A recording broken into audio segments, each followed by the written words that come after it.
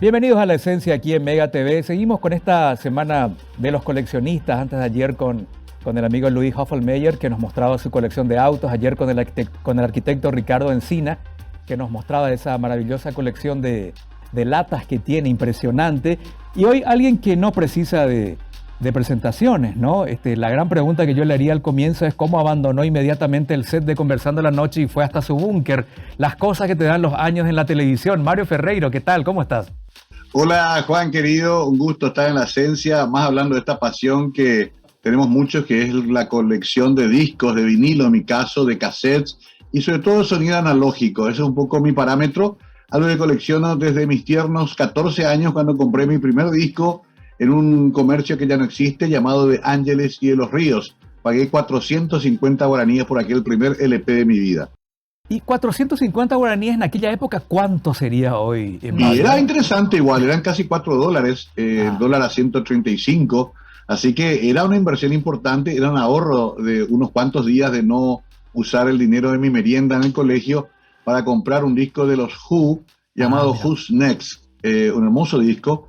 Allá por 1973 más o menos hice esa adquisición y nunca más paré. Ahí lo único que quería siempre era tener mi mesada, mi semana, como decíamos, juntar un poquito de plata y comprar el próximo disco. Y Ajá. así fui creando una colección que hoy tiene 14.000 ejemplares. 14.000 ejemplares. Mario, ¿cómo se enteraron en esa época que The Who o Supertramp o Emerson Lake and Palmer sacaba un nuevo disco? Porque no es como hoy que nos enteramos al instante y bajamos la canción y ya tenemos cuánto ha cambiado. Pero en esa época, ¿cómo te informabas para saber que algún ídolo sacaba un disco nuevo? Era parte de la aventura, ¿no? Conseguíamos revistas argentinas, la revista Pelo o la revista mexicana Dimensión. También teníamos los libros que iban llegando a través de algunos editores locales que importaban esos libros de música. La revista Billboard era un lujo, la tenía solamente Radio Primero de Marzo, justamente la media cadena, que siempre fue vanguardia en FM, como vos sabés. Ujú. O también a veces apelábamos a los buenos oficios de nuestros amigos tripulantes del LAP que nos traían algunos discos y también le decíamos, por favor, traernos Rolling Stone o traernos Melody Maker, y ahí comenzábamos a ojear y ver qué es lo que había. Tampoco había tanta premura por tener tan inmediatamente. Ujú. Un disco que había sido editado un año antes igual seguía siendo para nosotros valioso y novedoso. Pero en aquella época eran discos traídos directamente de Estados Unidos o de Inglaterra o ya aparecían esas tan particulares ediciones argentinas con traducciones a veces muy llamativas del inglés, ¿no? Sí, mira, en realidad aquí localmente conseguíamos discos argentinos. Los traía Music Hall, los traía De Angelis, varias disquerías famosas. Y CD. Había muchas disquerías en Asunción. Ujú. Después se abrió una llamada Eco, que duró poco, pero era muy buena. Y más tarde ya Jorge Barret, por ejemplo, inauguró Dólar, que fue una gran disquería. Y más tarde llegamos nosotros con Lennon Record Shop y compañía, la New York Disco Sound. Pero esencialmente eran discos argentinos al principio, como vos decís, con traducciones bastante dudosas. Nunca me olvido que, por ejemplo, Please Please Me se tradujo como Por favor yo, de Sí, los Beatles, ¿verdad? claro, claro. Había ese tipo de licencias, pero igual nosotros queríamos el material, el soporte, digamos, físico de Ujú. esa música que escuchábamos por radio o que recibíamos en cassettes que nos enviaban amigos que vivían afuera. Esa era otra forma de comunicar también las novedades. Claro, pero en aquel tiempo las FM ya estaban, ¿no? Solo que a lo mejor no tenían el sonido y el alcance, uno tenía que mover la antena para poder sintonizar. No era precisamente la fidelidad, sino el hecho de estar escuchando y enterarse de lo que estaba saliendo en el mundo, Mario.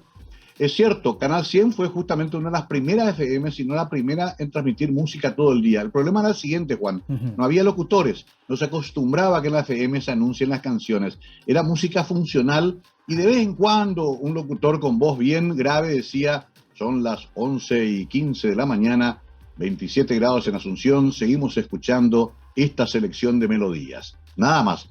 No Ajá, sabías quién cantaba, no tenías Shazam, entonces tenías que ingeniarte. ¿Sabes cómo hacíamos? ajá. Poníamos alguna frase que se repetía en la canción que nos parecía que podía ser el título y el grupo al cual parecía que sonaba. Por ejemplo, Zoom, un tema de Fat Larry's Band que vos conocés porque ponemos en Canal 100.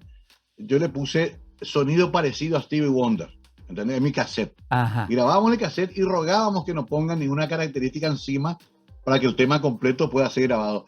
Pero era todo muy primitivo, muy artesanal y más esforzado que ahora. Claro, hasta que apareció por ahí un tal Beto Duarte que empezó a darle más extensión a las locuciones. Bueno, habrá sido él y otros más, ¿no? Eso ya habrá sido en la segunda mitad de los 70 en algunos espacios de AM, ¿no? Sí, Juan Pastoriza, Juan Pastoriza. Estefania Cañete hacían un programa llamado Los 30 Principales, donde hablaban de las canciones. Por supuesto, Beto también en Casino Pop. Comenzamos a escuchar también a otros locutores especializados. Relámpago de Medianoche fue para nosotros una especie de primavera musical extraordinaria, donde el propio Juan Ángel Naput, entonces director de la radio, hablaba cuando estaba en Paraguay o traía invitados que conocían mucho el mundo como Víctor Pecci, por ejemplo, a contarnos de Dire Straits y compañía. Relámpago era los domingos a las 11 de la noche y esperábamos religiosamente. Era como la Biblia del rock para nosotros y una de las pocas fuentes de información. Claro que sí. Además de tener el vinilo y poder escuchar la música que nos gustaba, toda una cultura también era el arte de tapa, ver y estar expectantes qué diseño tenía, la ficha técnica, los músicos invitados, todo eso era parte también de la cultura, Mario. Sí, claro, eso que se está mostrando en pantalla son mis libros de música principalmente, pero hay otro video que envié donde están los discos. Ajá. Cada disco para nosotros era un acontecimiento. La cinta reel, por ejemplo, que también era para almacenar música, todo era para almacenar música. Y las tapas, por supuesto, ya desde Sgt. Pepper hubo un antes y un después de lo que eran las tapas de discos. Y uno compraba muchos discos, a veces hasta traído por las tapas. O pasaba lo siguiente, vos comprabas un disco en Buenos Aires, por ejemplo, o en San Paulo, Brasil, y no podías escuchar todavía en el hotel, pero ya ibas leyendo la tapa, ya sacabas el sobre interno, ya leías las letras, ya te ibas metiendo en el universo de lo que después el disco nos iba a transmitir en su música. Era todo conceptual, por eso es que también se atesoran mucho las tapas de los discos de vinilo. Para nosotros es tan importante como la música que está dentro.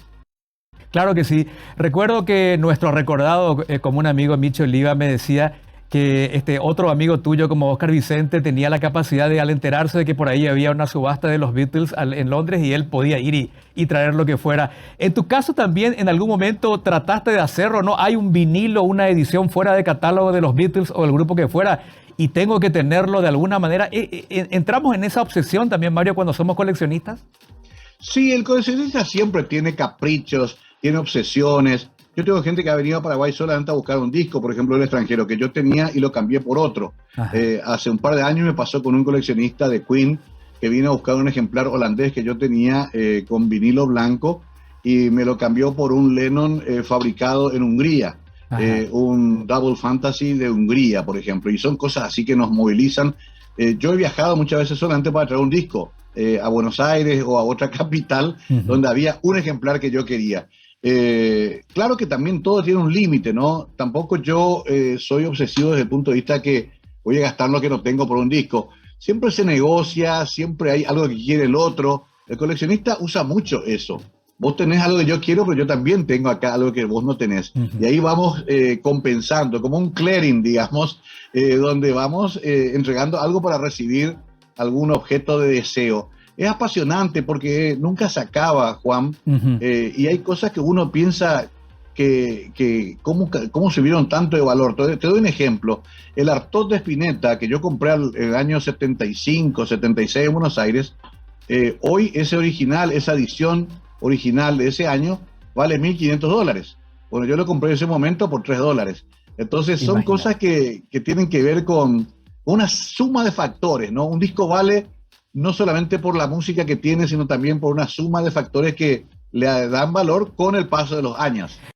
Claro, y justamente eso hablábamos ayer con el arquitecto de Encina que colecciona latas, y decía él, bueno, yo le preguntaba, bueno, pero eso debe ser costosísimo. Mostraba ahí hasta latas que se fabricaron para la guerra, para los soldados americanos, por ejemplo, pero eso debe tener un valor incalculable. Y me decía, no, en esto vos aprendés a contactarte con gente y ahí aparecen los trueques, los intercambios. Yo de esto muy poco fue lo que efectivicé, la mayoría es cambio, y me sorprendió realmente a dónde uno puede llegar con ese tipo de actividades, Mario.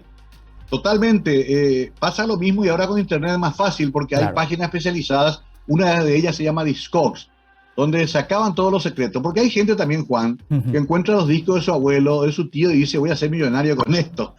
No pasa por ahí, nadie se va a hacer millonario con discos de vinilo, pero sí se pueden hacer buenos negocios, pero más importante que eso, se pueden obtener registros que uno demasiado quiere.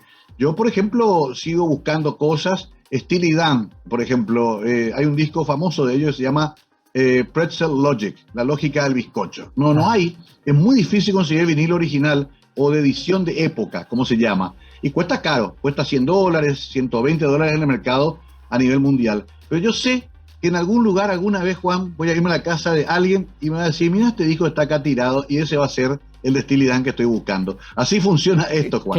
Claro, y con la sorpresa de que el dueño de casa te va a decir, sí, lo tengo ahí, ni siquiera quién es. Y vos decís, pero caramba, si yo lo busqué toda mi vida. Así es, Mario, ¿no? Me pasó hace poco con un disco de Eduardo Mateo, un gran cantautor uruguayo, que quería mucho yo y que cuesta mucho conseguir y está caro. Y alguna vez intercambiando por WhatsApp con un grupo de amigos fanáticos de la música, John Baldwin, querido tecladista de los Aftermath mucho tiempo, me dijo, lo tengo, nunca ni lo escuché, me lo regaló el propio Mateo cuando vino por Paraguay, cosa que casi me desmayé cuando supe, y si querés, hacelo buscar ahora mismo. ¿Sabés cómo lo mandé a mi hijo? A los 15 minutos estaba frente a la casa de Johncito. Era un disco que quería muchísimo, se llama Mateo Solo Bien Se Lame, rarísimo, uruguayo. Es un ejemplar, por ejemplo, muy, muy requerido, que solamente los coleccionistas sabemos por qué vale tanto. Un hombre que después murió, que tuvo muchos problemas personales, pudo ser el gran cantautor uruguayo, pero se fue muy temprano. Ese disco lo valoro y lo escucho y hasta ahora me emociona. Mario, ¿sos de los que considera su búnker un altar? Ahí no entra cualquiera y guay de aquel que quiera tocar algo o decir, préstamelo, quiero llevar una semana a casa para escuchar y te lo devuelvo. ¿Sos de lo que presta o no? Esto no sale de acá del búnker. Mira, hay varias cosas. Robert Plant suele decir que en las disoluciones conyugales hay que dejar bien en claro que todo puede llevar la esposa, menos los discos. Eso me lo enseñó el cantante de Led Zeppelin. Otra cosa que siempre aprendí y apliqué es que los niños son divinos, son hermosos, pero nunca deben romper ni rayar un disco. Ninguno de mis 6 hijos jamás rompió un disco. No sé cómo hago, con la mirada le transmito algún miedo ancestral, pero ellos respetan a rajatabla esa premisa. Y por último, prestar, no se prestan libros, esposas y discos nunca se prestan, Juan, porque nunca te los devuelven. Exactamente. Pero a ver, tus hijos, por ejemplo, ¿qué dicen del vinilo? Ellos que están en otra cosa. Eso te preguntaba antes de comenzar el programa. Nosotros pasamos por varias etapas. Somos una generación que vivió varias etapas. Por ahí para los chicos, la música toda la vida estuvo en este celular, acá en la palma de la mano. Vos hoy tenés toda esa colección que lo construiste con cada etapa de tu vida, con las dificultades de cada etapa de la vida seguramente. Hoy con la facilidad de la tecnología a lo mejor no es tan difícil ya conseguir algunos materiales, pero ellos que toda la vida conocieron el MP3 o el Spotify o lo que fuera, ¿cómo aprecian un vinilo? ¿Hasta qué punto llegan a entender lo que es eso? Claro, contigo por ahí es mucho más fácil que lleguen a comprender y dar la dimensión, pero ¿cómo ves? ¿Se acabaron los coleccionistas, Mario? ¿De acá en adelante no van a haber gente que vaya construyendo búnkers? No, yo creo que va a seguir. Eso es lo interesante. Hay un resurgimiento mundial. Hay mucha reedición también. La reedición es valiosa igualmente. Mis hijos, por ejemplo, se lograron acercar al interés de este tipo de formatos por el hip hop, porque ellos ven muchos videos en YouTube de sus ídolos de hip hop y ven que están haciendo scratching. Entonces dicen, mira un poco, eso que tiene papá ahí medio viejo, se usa también para la música que nosotros escuchamos. Ese fue un elemento interesante de conexión. Y por otra parte, hay como un retorno. El otro día vino el hijo de un amigo, muy entendido en música, pero que se emocionó mucho, le gusta mucho Elton John, y se emocionó mucho porque nunca había visto un disco de Elton John en formato físico. Él estudió a Elton John, lo siguió, vio la película, Rocketman, vio las biografías, leyó, pero nunca había tenido un disco en las manos. Entonces se sacó fotos, se fue emocionado y ya comenzó su colección de vinilos también él después de esa experiencia. Esto va a continuar. El vinilo tiene también una connotación muy particular, casi emotiva, ¿no? De un formato que fue el más importante durante casi 100 años. Fue larga la presencia del vinilo, entonces es difícil que se vaya del todo. Entonces, ¿qué va a ocurrir, Juan? Sí. Van a seguir los soportes electrónicos creciendo, porque crecen de manera exponencial, pero siempre va a haber un lugar para tener por lo menos los 100 vinilos más importantes de tu vida.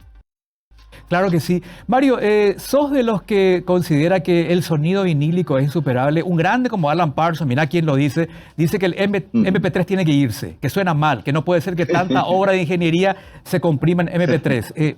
chao MP3 según él. O es una trampa de la nostalgia. Los que conocemos el vinilo, hasta ese ruidito ahí nos encanta escuchar, es religioso. ¿Suena mejor el vinilo, tiene más cuerpo o la nostalgia nos traiciona y en realidad la tecnología mejoró muchísimo el sonido? ¿Qué dirías vos? A ver, primero a Alan Parsons cuesta discutirle, ¿verdad? Un hombre que estuvo ahí desde siempre, por algo lo dirá.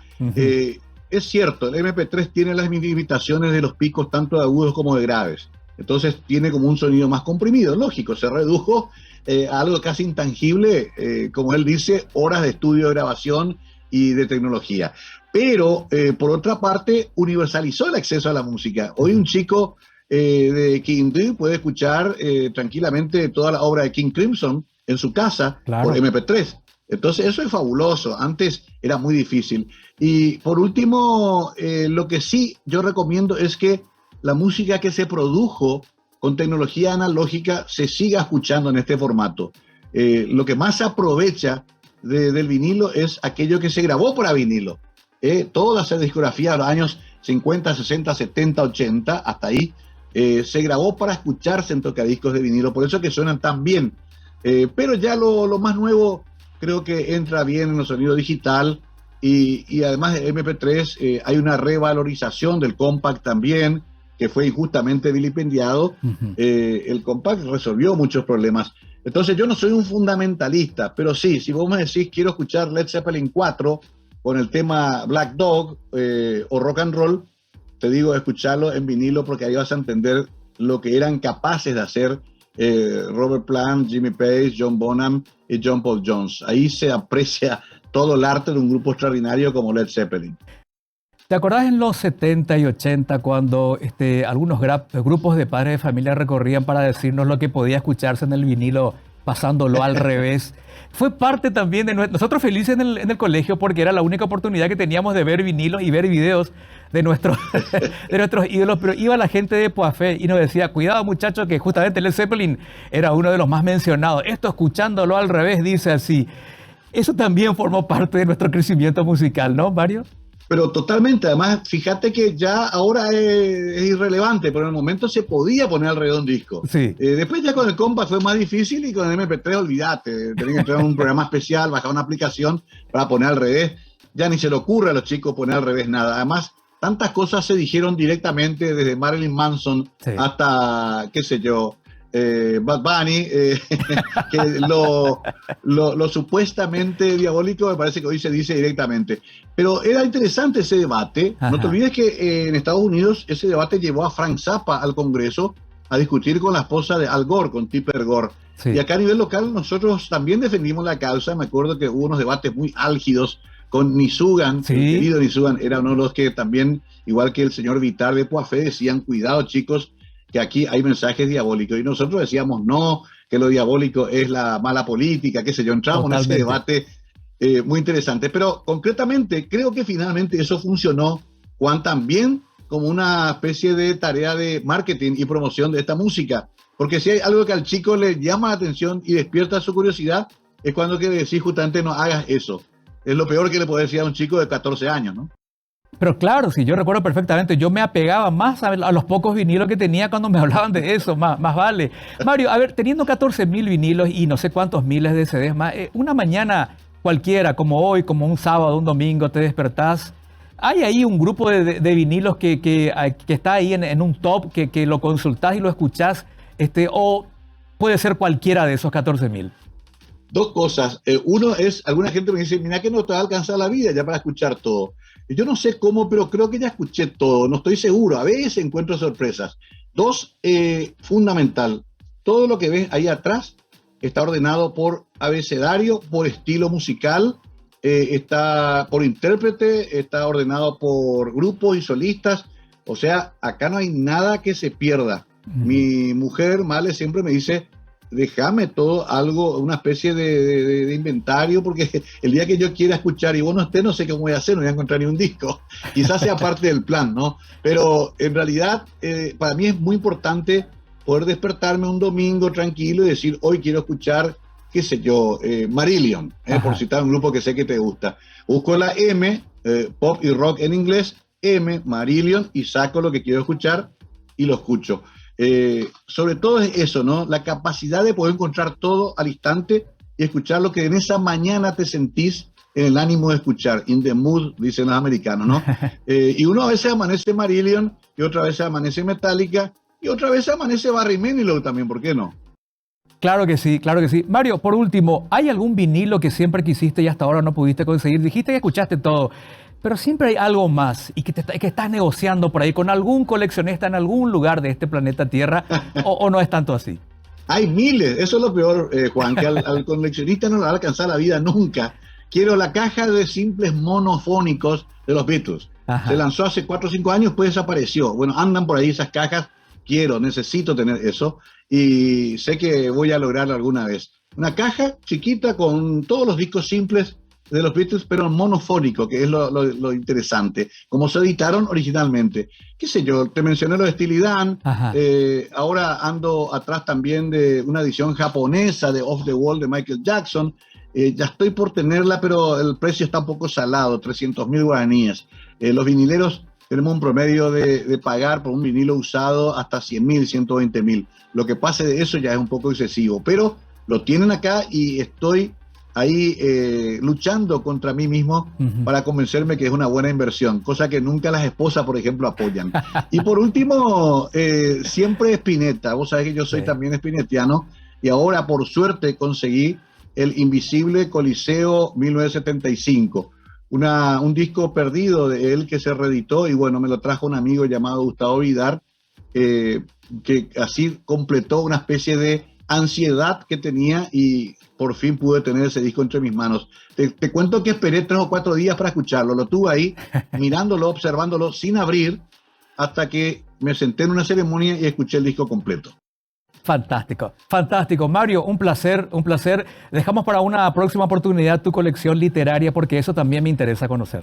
Con mucho gusto le voy a hacer llegar a la producción también algunas fotos de discos autografiados que me olvidé de citar. Tengo Santana, Chris Squire, tengo cosas firmadas por otra gente importante. Ajá. Y bueno, también forma parte de lo que vale un disco, ¿no?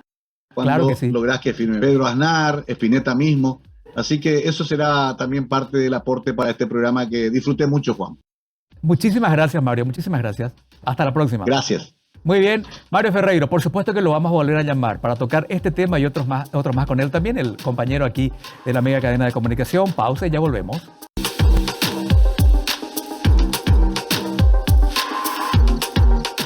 Bueno, de todo el ciclo que estamos haciendo de La Esencia, hemos hablado con muchísima gente de diferentes rubros. Aquí por La Esencia pasan todos los temas, pero francamente uno se entusiasma cuando habla con coleccionistas. Qué mundo maravilloso, qué mundo de pasión, qué mundo donde cada pieza tiene un valor, pero un valor personal. Que insisto en esto, uno de repente quiere darle un valor de mercado y es imposible, es otra cosa, es otro código. De ahí que tengo que confesar que me cuesta encerrar la entrevista, esos 20 minutitos me parecen 20 segundos, hay más y más preguntas y preguntar esto y aquello. Me parece que la esencia del coleccionista es siempre satisfacer su deleite personal. Mario lo hace con sus vinilos, con sus libros y con sus materiales. Vamos a llamarle para seguir hablando de toda esa maravilla que tiene en su búnker y los otros coleccionistas también. Mañana seguimos con este ciclo, así que espero que nos acompañen de vuelta aquí en La Esencia a través de Mega TV. Buenas noches.